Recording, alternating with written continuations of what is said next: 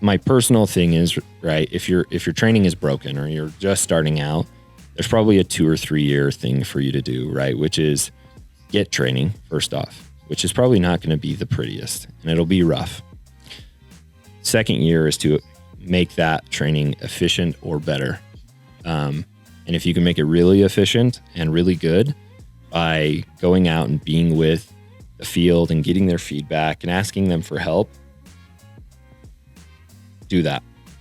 And then the third year is to take some of those people who've gone through your training and help them become better leaders. And if you can do that, then you kind of affect the whole capacity of the company. This episode of The Reps Journey features an interview with Zach Heiner, who's a senior sales trainer over at Vivint. The Reps Journey exists to help you recruit, train, and retain your reps. Zach, so good to have you on this episode of The Reps Journey. We go way back. We've known each other since, I think, 2014 or something. I think the first time we met. I think it's even before that. 2004. I always forget a decade. No, it's a decade. It's before So that. I started in Cutco in 2009, and I think I met you the following year, so like 2010. Okay. That's right. Yeah, so I had been a rep for a while, and then you started, and then you became a manager. Yep.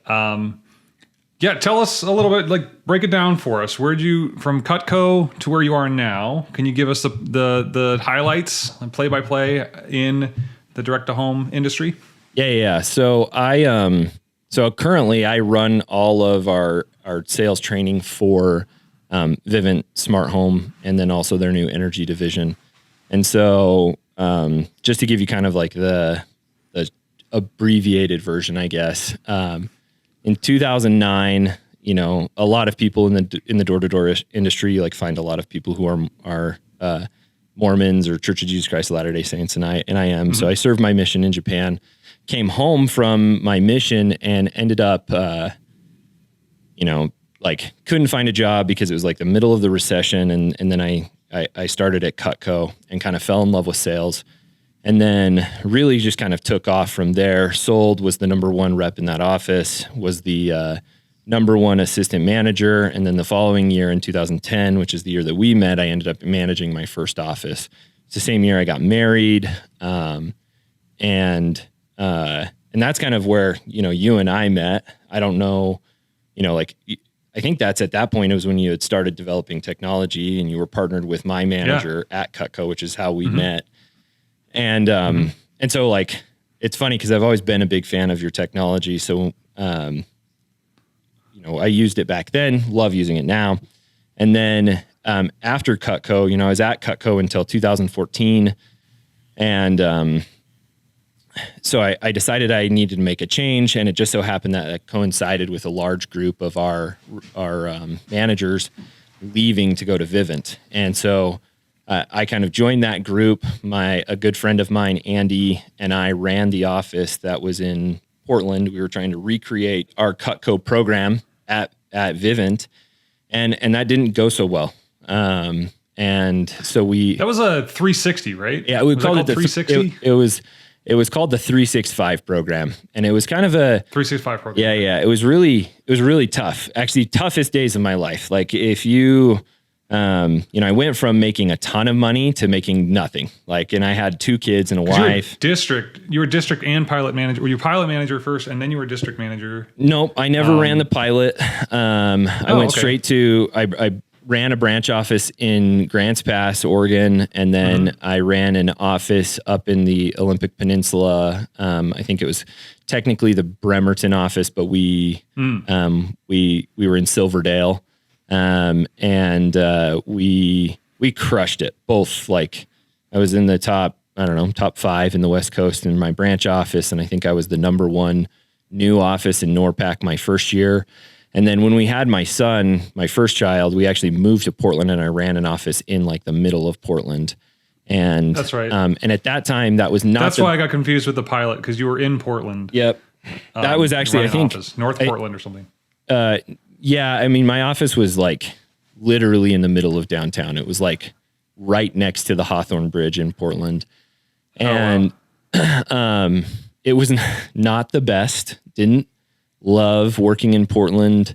One of my biggest regrets, and I don't really regret a lot of things because, wherever you are, right, is kind of the choices you've made have led to that point, but it doesn't necessarily determine where you go. And so I don't necessarily regret it, right? If I could go back and change it to like get a better outcome at Cutco, I probably would have never moved from the Olympic Peninsula. But really, yeah, I loved that office and I loved that area. Like every Sunday every Saturday after training, my wife and I would take the ferry from Bremerton over to downtown Seattle and walk around. And that was amazing. And I kind of, I love Utah. That's where I live now because I work at Vivint headquarters. But, looking back, that was some of the best times in my That's a phenomenal thing. life. Like if anybody's not been to Seattle, Bremerton, Kitsap, it's so, it's getting 10 years ago, right? So rural compared to, downtown. And then you're just a ferry away from being right smack dab because you get out off the ferry and then you just walk into downtown. You don't have to go any further. It's so great. Yeah, you don't have to take a car. You can literally just walk everywhere and you're like right next to the Space Needle and like all the different things. Anyway, now I'm reminiscing, but I loved that area and it was awesome. But when we moved to Portland, I just kind of, that office didn't do so hot. It was not as good as my original office. So I actually went back to being a sales rep and I was selling like 100 to 120,000 a year when I was kind of trying to transition back into management and had, hit my sales numbers, had enough money saved to go run another office, but just kind of had gotten disenfranchised with the leadership there. They'd made some promises that they didn't follow through with. And so I was kind of like, all right, well, this is not for me. And so I went to the Vivint crew and I went from making pretty good money to not very much money at all.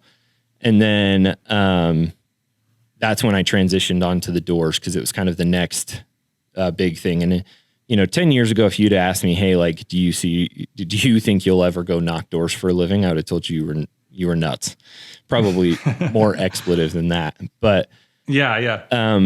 But after doing that, I spent 6 years on the doors. Like I knocked for 6 years. And then during my second year, I decided that I was going to go back to school. And so I would knock during the summertime and then go to school full time for software engineering, which is what my degree's in. And then, once I graduated, my wife she did not love the doors. And our last year on the doors was especially rough on her and my kids. And so we ended up, I was actually supposed to go work at Walmart. I had an offer to go work in Bentonville, Arkansas. And the manager over the training department at corporate at Vivint at the time was a friend. I had worked with him before. He actually was at Cutco with us. And he was like, hey, come work on our training team, but I also want to use your software engineering skills to build some stuff. And that was about the same time that the pandemic hit. So all of that kind of went out the window and we did other things instead. So other stuff that happened to like get priority because everything changed. Can I ask you a question about the doors? The 6 years indoors, where were you at that time? Was that in Utah? Was that, where were you? No. So when I went to knock doors, the first summer I was in Wyoming, which was awesome. I love Wyoming. My whole entire family's from the western part of Wyoming, close to like Yellowstone. So I was pretty familiar with Wyoming. The only beautiful part of Wyoming, in my opinion, is that western corner in the north.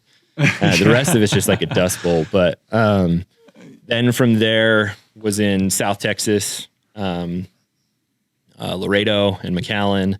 And then I did a couple of years up in Fort Worth area and then McAllen again. Okay. Yeah, you've got a lot more experience in the South Texas. I haven't been to McAllen. I've never been to Laredo. I want to get out there. It's hot. It's basically Mexico. Yeah. So. Yeah. If you love Mexico, in the summer, you did knocking doors in the summer in Laredo. Oh yeah, man. Like you're 105 degrees, 100% humidity, especially in McAllen, right? Cause you're right next to the water. You're like, I don't know, 60 miles from the water. And so you're like, like take a shower, go outside, feel like you need to take a shower again. Wow. All right. So, what about Walmart? Sure. What was the role at Walmart that you were looking at? I would have been a software developer. Okay. I would have gone and and worked on projects for them, coding and different things like that. Yeah. You know, if I'm being honest, like when I went back to school to become a software developer, I didn't necessarily plan on becoming like a developer. I don't necessarily love sitting at a desk all day long, which is totally fine, right? Like there are many other opportunities inside of technology development that don't require that, right? Like you could be product management. There's lots of different things that you can do that are different. But I always knew that I was. Well, yeah. So many of the conversations we've had is around, you know, how you understand a lot of those things, and it's so valuable to be able to bridge the gap between, you know, training and understanding software. So you understand the mind of an engineer, right? And you understand the mind of a, you know, salesperson because you've been one, and that's just really key. You get a lot of people that just have that one track, so it's a big benefit to have both.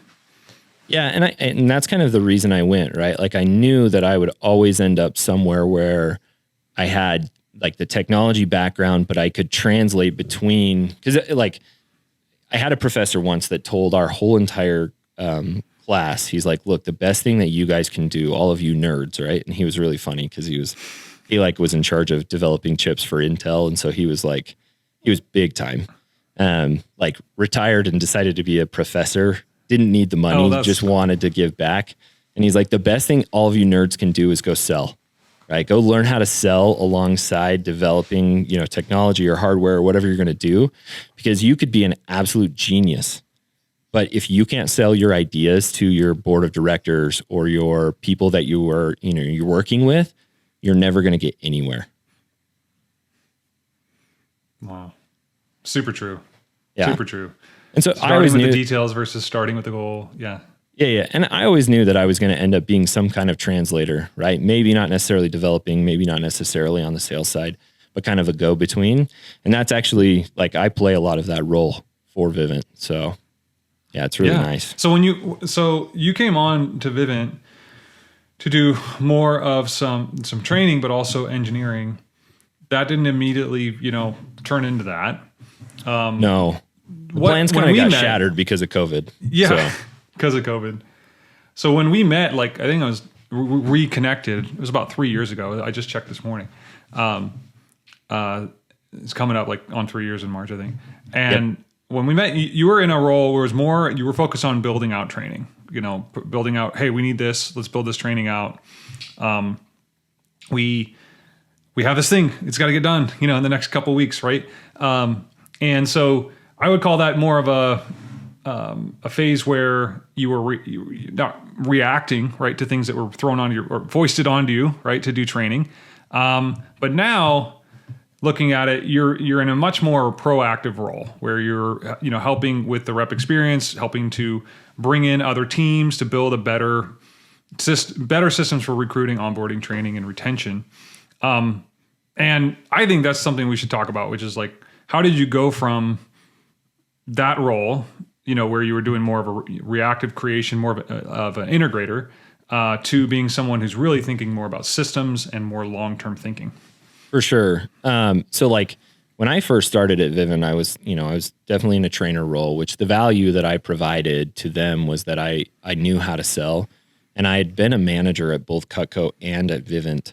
And so I knew how to train the salespeople. So I kind of became like both individual contributor who solved those problems of like creating training, but also basically a built-in subject matter expert, right? Because I knew exactly what was needed.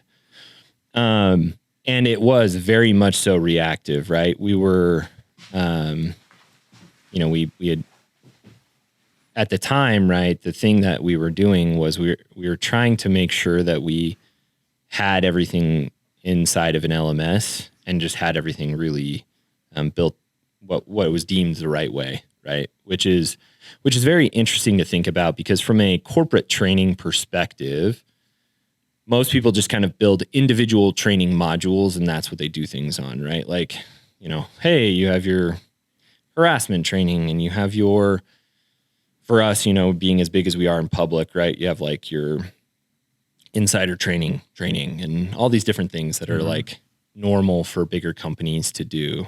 But they're all like individual lesson based. And typically most training teams will do training once a year, right? They'll build it. It's their whole project for the whole entire year. If they build anything else, it's kind of very special request, but they have a whole year to create this training. Whereas sales training, things change constantly.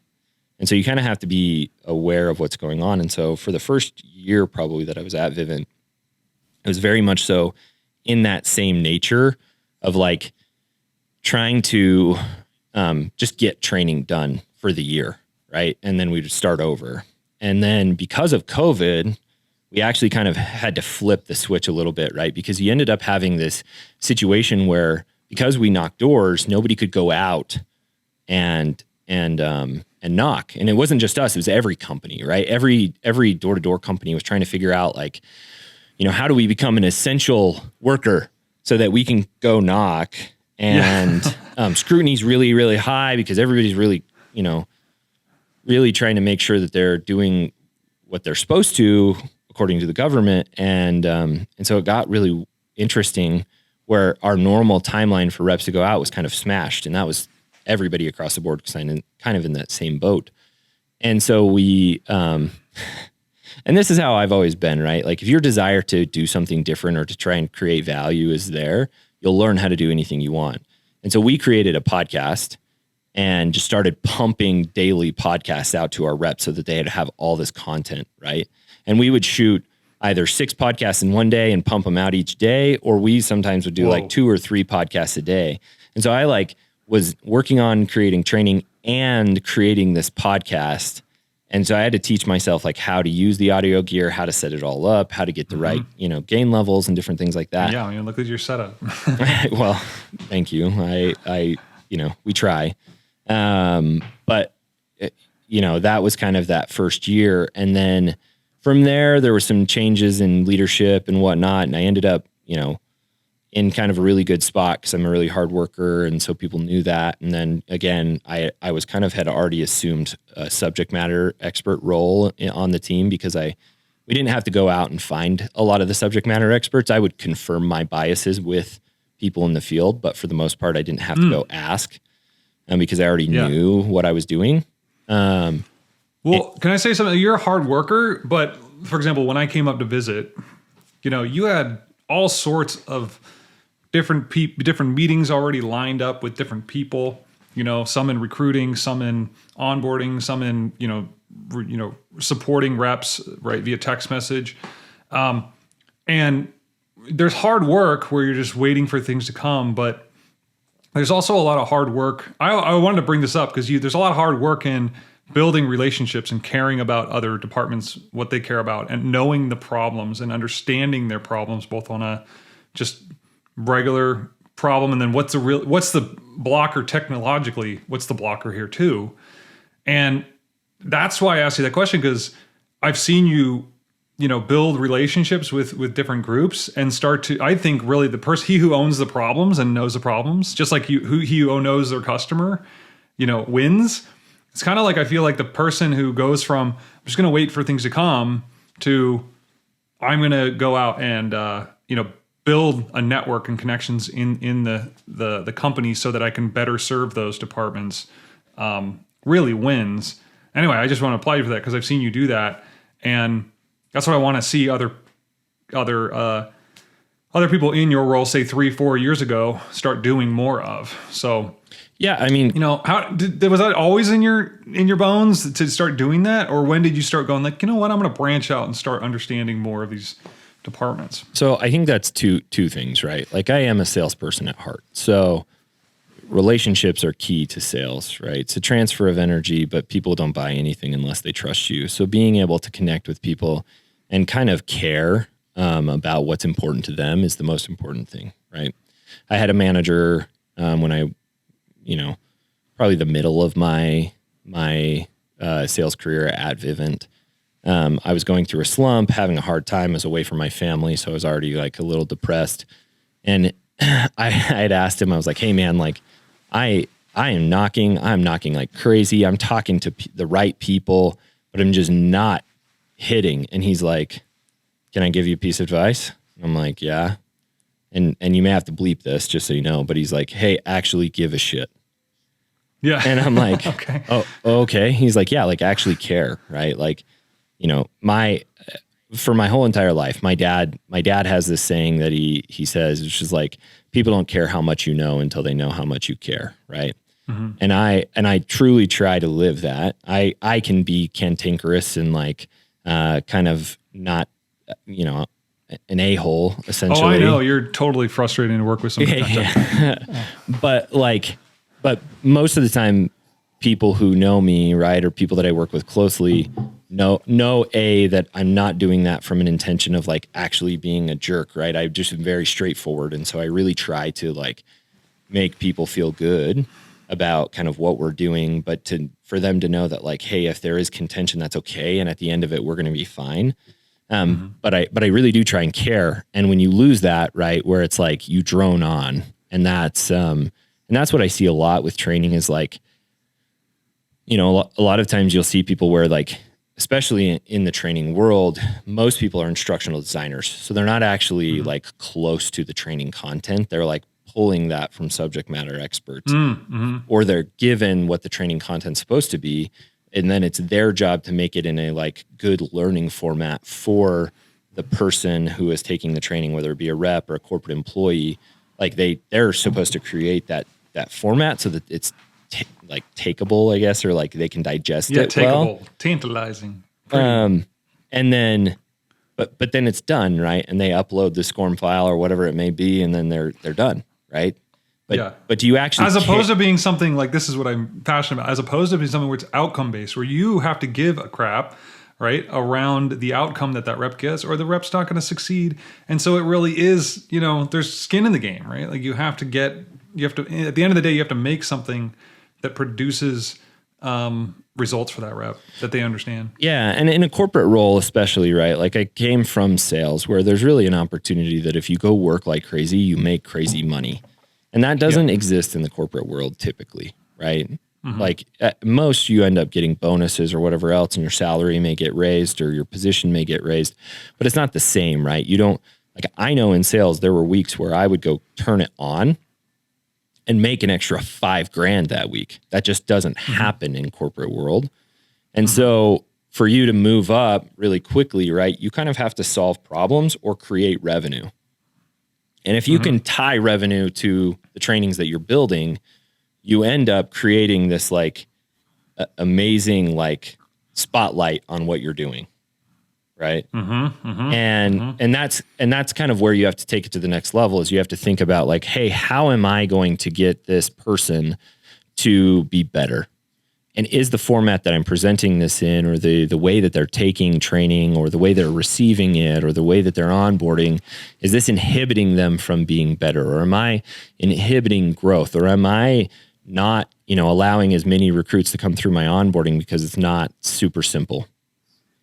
And you have to go think about those problems, and they're all tied together. Like one of the early conversations that you and I had in working together is, you know, mapping the rep's journey, right? And talking about not just my piece, which was training, but the whole piece and how we integrate it all together.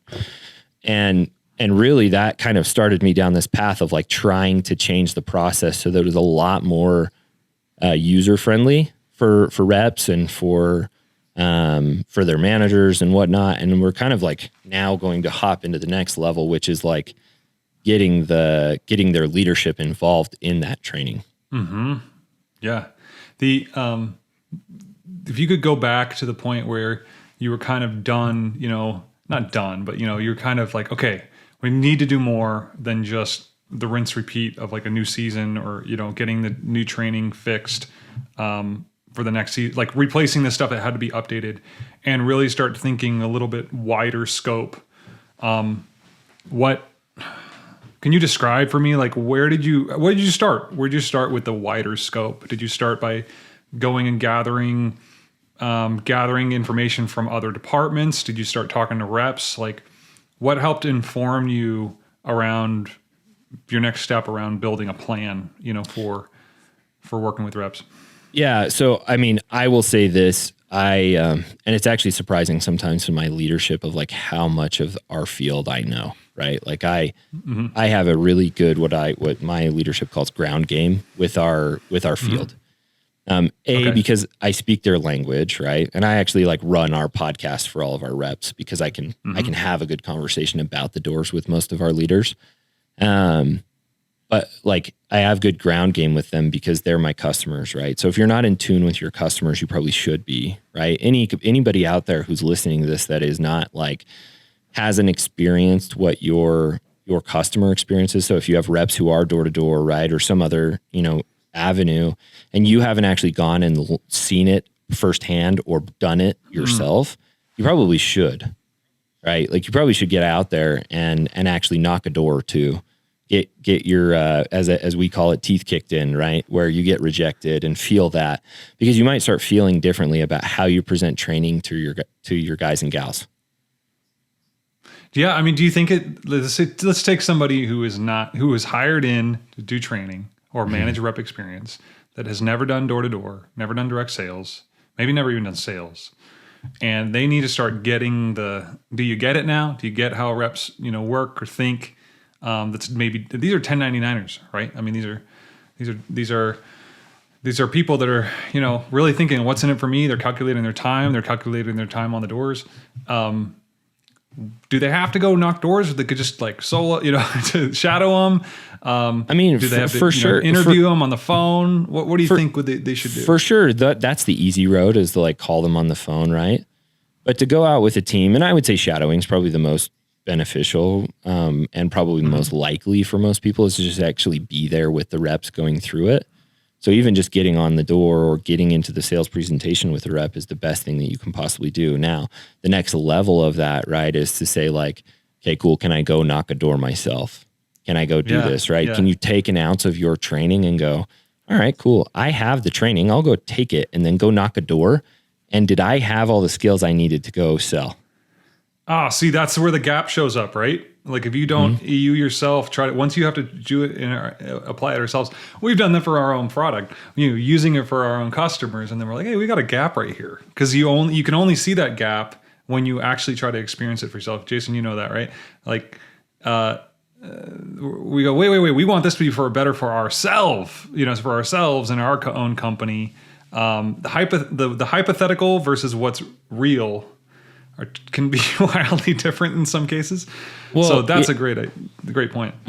Yeah. And I think the thing too, that's very important to like realize, right, is that like, if you aren't obsessed with that piece of like trying to make it the most real that it can possibly be to the situation, you're losing from the get-go, right? Like one of the things that we hear from our reps is that like sometimes training can be fake.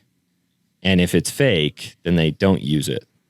Like they'll tell people to just move through it very quickly, right? Do the training. It's important. How does fakeness show up? Like describe fakeness. Well, especially with door to door, right? Like, I would just say like, if you put out like a sales sample, right? Which I think that's how most companies would train, right? Is they have a video of somebody doing a presentation and the way that the customer talks, or the way that the rep talks, or you're not even presenting it in a format where it's showing a customer, you're losing because it's fake, because it's not real, because the objections aren't real. It's not. It's an eye roll situation, right? Like you don't even know. The semantics, the feeling, kind of how things are in the air, those things are all gone. And so, that kind of leads to the next step, which is like, if all you're doing is basic training, you are also losing, because your basic training is going to be retained about 10% of the time, right? Or 10% of the information is going to be retained by the rep. And so there has to be ongoing training. And if you're not providing that, you're relying on your sales force to do it, which is part of their job. But if you could make that easier on them, then it makes your whole entire company better. You touched on something around how you organize training. And I went through your recent training, right, for new reps. And I was blown away. It was really good, man. So like, bravo, stellar stuff. And I loved a few things. So in the rep experience, I'm going to back up here, right? So we're talking recruiting, onboarding, training. We talk about blurring the lines a lot. Blurring the lines. So I'll keep this short, but when when companies get bigger and bigger and bigger, their departments usually start to get more and more isolated, right? So HR, onboarding, recruiting, actual training, the support field, they're all individual departments, and they're going to optimize for whatever makes it easier for them to do their job and get their KPIs. But then the rep is experiencing all of those like individually as separate experiences versus one cohesive experience. And usually that's not a linear experience. And each company doesn't do a great job of like handing off to the next one. So we're always talking about, let's blur it all together. Let's make it like a nice, beautiful, like Uber experience. The very first time you used Uber, and it was just, man, they thought of everything. And I didn't have to like text the guy, or, I just got an alert that the car showed up. Dang. And I didn't have to tip. They just thought of it all. That's what we're trying to go for. It used to be that way, but yeah, I didn't used to be that way. Right. But now it is. It's way easy. Yeah. Yeah. And so you did that though with this training. So what I mean by this is you have these specific things you have to train on. So you have to train on, you have to train on the actual, okay, what does the house look like, and what, can you detect somebody home, right? And product, your main things in training, right, are like your product, whatever it is that you sell, how to do it, how to do the job. If you have any kind of compliance or things that are going to be roadblocks to what you're doing, right? And then, trying to give like next steps typically, or those are the four things that you're going to end up. Right? Our sales tool. Right. And so it's like, what you try to do, right, is again, and this takes a lot of collaboration. So this is one of those like pro tips that I would give to anybody in the industry is like, if you're just like taking training from other parts of your company and you're partnering, but not really partnering, meaning that like you are sitting down with somebody inside of your company and they're giving you what they want the training to look like, that's a terrible way to do it, right? You're going to sit down with your legal officer and your legal officer is going to give you, a 10-minute, 20-minute training that no one will love taking. And they really don't. But if you can partner with that person and say, hey, how do I integrate this into a training? Or come up with an idea before you even talk to them of like, hey, we want to do this a little bit differently so we can get better results. What do you think about this? And it's integrated into your training somehow where it's streamlined and it feels better to the rep that's taking it. That's the best thing that you can possibly do. I don't want to give away kind of like what we've done, right? It's secret sauce. Yeah, I won't give it away, but like, let me just say this, right? So I'll keep this abstract, okay? But typically, a lot of people think about training like playlists on YouTube. So they think about like a specific topic, okay? Sometimes, I think about categories of content, whether that be compliance or, your tools, you're selling tools, whether that be for solar, you got the quoting tool, you've got the canvassing tool, stuff like that. Then they think about, their actual pitches and all that. And so each one of those they'll put in as a course, okay? As a separate thing, but it's abstracted away because it's not actually tied to the linear experience of the rep's knowledge in terms of understanding like what the first day is going to be like, what the second day is going to be like, or what the first door is going to be like versus the second door versus the third door. You see what I'm saying? Mm-hmm. So the way you did it without talking so much about it is you wove the job to be done of that first door, and you wove in the compliance and the Sales Genie updates, right? All into that. And so it's really, really cool. And I just really like that approach. And I think there's two approaches to training. There's that approach, which is what you don't know, I'm going to get it out to you. We call those courses or campaigns in Conveyor. Yeah. And then you've got the lessons, which is where you go and you take the same content and organize it in a more abstract way, which is more on the specific, okay, I want to re-reference that compliance, folder, for example. Right. Yeah. I mean, so it's killer. The digesting part, right, is like what they have to do to be able to do the job versus like bite-sized content that like if you need a refresher, it's available to you. How'd you get there with that concept? Because it didn't start out that way, right? Like even when we were working together. No, it's pretty segmented in the beginning. Yeah, I think we were just trying to find a way to make training shorter but more effective. And so that's kind of where we started. It ended up growing from there, and we really wanted to make sure that we had the right tools to be able to do it and get it into the right format so that it was, easy to do. And there's still some kinks that probably need to be worked out with it for sure. But, it was just out of necessity to try and reach the reps and make it easier for them to do it before, like barrier to entry was, we were trying to make that smaller. Smaller. So more potent, smaller. Yeah, easier to understand, meet you where you're at, and get you where we need you to be. Yeah, it's really good. So bravo. I think I already said that, but bravo. There's a third. What are you excited about when it comes to improving the reps journey? So we've talked a lot about different possibilities, different ideas that we're working on as product company, and what you want to see in the reps journey, rep experience. I've got some things we talked about. We're getting managers more involved. You mentioned that. So what do you mean by getting managers more involved in the experience? Well, so anytime, right? Like I'm not the person who's holding them accountable on a day-to-day basis, and neither is anybody else who's going to be managing conveyor, right? It's very rare that you're going to have some kind of like high-level sales manager who's going to be managing the backside of conveyor. What I mean by getting management involved is like being able to integrate it so that the manager knows where a rep's at and is able to use conveyor as a tool, or just training content in general as a tool to be able to make their people better. And so it's helping the managers become better managers, but also making sure that the managers are able to, kind of do the things that they need to make the rep more healthy or better. Yeah. I think of it, the way I thought of it, we talked about it. I think of it like ergonomics. So a manager has a lot going on, a lot of different, distractions and everything. How can we lower the bar for a manager to have really effective, just like you were talking about in potent training, how can a manager have a more potent conversation with a rep where, just like instead of abstracting away, say, a dashboard somewhere, okay, and making it where they have to go review lots and lots of reps in a big sea of data and then have derived some kind of answer to that, and then hop over to a phone number and call that rep and then talk to them. How can we make that where it's more teed up for them and increase the ergonomics, improving their experience as a manager? And I call it back pressure. So like reducing the back pressure a manager has to grow. No manager wants to grow into pain in terms of the number of people that they work with.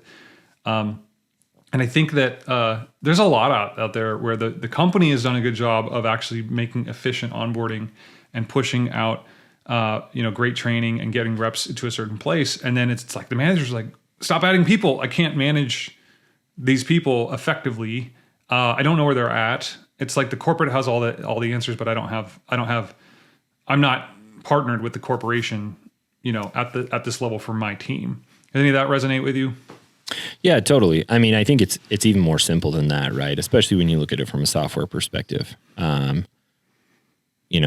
What is it? Thoreau says that men are motivated by one of two things: inspiration or desperation, right? So they're either desperate to have a tool that they can use, so they build it themselves, which typically is broken, right? And it only works for them. It's very much so not duplicatable. Or you have a tool that's so simple and so easy to use, and it gives you the information that you need in bite-sized chunks and is very usable. And so you're inspired to use it, right? And I think that's what we're striving to do, is trying to get this to a spot where it's like so simple. Because if I'm being honest, you do not need to be a genius to be a salesperson. There's a lot of people that I know are very far from that, but are amazing salespeople because they just have that knack of being able to connect with people. But to take somebody like that and make a product so easy to use that it's like, okay, cool. Looking at it, I can see where all my reps are at. It makes it easier to recruit. I can probably see where their problems are, so it's easy to diagnose, where some of their issues are going to be. And so it makes it so it's easier for them to train. The reps get better, the managers get better, and that's how you can, increase onboarding, increase efficiencies, increase all these things to make yourself, to make the company better. And that's how, especially as a corporate person, right? That's how you kind of climb those rungs. One of my mentors sent me a podcast one time. I think it was like a Dave Ramsey podcast, but it was on his leadership side of things, and talked about how to make yourself a more valuable employee or earn the paycheck that you're going to get, right? And by earn, it means like increase your paycheck many times over. And it was he called it climbing the commas, but I don't know if that's actually what that podcast was called. But essentially, during the course of the podcast, they just talk about like the way to do that and climb up the rungs, right? And is to solve problems people didn't even know that they had. And as trainers, right, we see those problems pretty closely. You can see where there's inefficiencies in onboarding because people don't get into your system. You can see where there's inefficiencies in training. You can see where there's inefficiencies in, after training, right? If reps like don't make it past their first, sales experience or whatever it may be, right? And so you go kind of, and again, this is where that whole like, do you give a shit or not comes into play, right? That like, are you keyed in on just doing what the bare minimum is to get your training done for the year? Or are you trying to solve big problems to make your company big gains? Because if the company makes more money, you make more money, right? But if the company doesn't make more money, then nobody cares. Can I talk about this for a second real quick? You're absolutely right. And I actually think that sometimes there's just a shift in mindset for the trainer, which is I think the trainer thinks that their leadership has all the answers sometimes, and that they're just withholding those answers to say, you need to do this first. It's sometimes they just don't, they're busy with other things. They have bigger scopes. They aren't seeing the insight you're seeing. And it's your job to actually be able to put that insight on paper and articulate that and be a leader in that you're going to provide a solution to it. And provide an opportunity for your company where I think people just go, oh, they're not letting me do this. No, they just don't even realize it's a problem. Well, and I think that there's also, right, like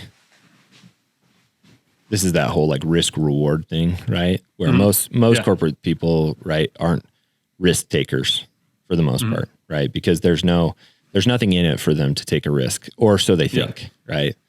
But if you can innovate yourself out of a job, you'll always have a job because you're going to innovate new things for you to do to make the system or whatever you're working on better. If you're not trying to innovate, right? Like there's the adage out there, if you're not growing, you're dying. If your program isn't growing, and the data will show it, right? If you track data, it'll show how good or bad your training is. It'll show how fast or slow somebody takes your training. If certain reps revisit portions of training, you should probably go look at that because you did something right there. And if you're not looking at that, you're losing already. You just don't even know it yet. You mentioned you're doing some new training on manager training. Is it training the trainer, manager training? I think we're just trying to make our managers better people and better leaders. And so that's kind of one of the newer focuses is to try and train our people to be better leaders. My personal thing is, right, if your training is broken or you're just starting out, there's probably a 2 or 3 year thing for you to do, right? Which is get training first off, which is probably not going to be the prettiest and it'll be rough. Second year is to make that training efficient or better. And if you can make it really efficient and really good by going out and being with the field and getting their feedback and asking them for help, do that. And then the third year is to take some of those people who've gone through your training and help them become better leaders. And if you can do that, then you kind of affect the whole capacity of the company. And, without giving too much away, right? You want to make sure that you give your leaders the opportunity to learn the skills that they need to grow their business. And if you're not doing that, you're losing because a lot of times good salespeople are not good leaders. And if you automatically assume that somebody who sells the most is going to be a good leader, you're probably wrong. Sometimes they are, but most of the time that's actually not the case. One other thing you talked about one other thing you talked about being excited about was giving out training based off of information you know about where they're at. So this is kind of in that Everboarding situation where, hey, how can I cut them off at the pass and give them the information before they're aware of the fact that they need the information? Can you talk a little bit more about what that means? Sure. I mean, I think that like anytime somebody's doing something right, and so I subscribe to Masterclass, and I'll give it kind of context through that. When you're watching a masterclass, the way that they set training up is that they give you a pretty good overview of everything that's going to happen in the class. And then they give you kind of little bite-sized pieces with lessons and work pieces that you have to do, because they know that if they give you too much without letting you go and experience some of the things that you need to do, you're not going to actually grasp the whole thing. And training with the purpose of watching training is really dumb. Right? Like that's just it's like people who watch, who go to school to get feel goods, but never do anything with what they went to school for. Mm-hmm. And that's fine, right? Like I'm not a developer, but I work with technology people all the time. And my degree comes in handy every day. With this, the thing that you're trying to do, right, is you're trying to, tell them and give them what they need and then say, hey, go try it. And then based on data that we pull, right, we're going to try and feed them what they need in that moment. And that is hard, especially when you're a trainer who doesn't understand. So again, my first thing is like, go experience it, because that might give you an idea of like, okay, cool, I've taken the training myself and I've gone and experienced a little bit. What would I do for myself now? Right? How would I help me in this situation become better? And if you can start thinking that way and putting yourself in your customer's shoes, you can think about how you would feed them supplemental training to make their experience better. Because what you don't realize, right, is like an extra 5 or 10 accounts for a rep makes a giant difference on retention, makes a big time difference for the company. And if you can duplicate that 1,000 times, that's a lot. Can I draw a correlation to this with marketers? Okay, so there's a big push in, okay, let's move away from a marketing qualified lead where marketers are just getting people to fill out forms and pushing them over to sales, to a sales qualified lead, which is, hey, sales team, was the marketer, was the lead that I sent you a qualified lead in your book? Okay. Mm-hmm. And have marketers go off of that. And so, like you said, it's like thinking about the end in mind, where I'm not just going to have my wins as a trainer be number of trainings shipped, right?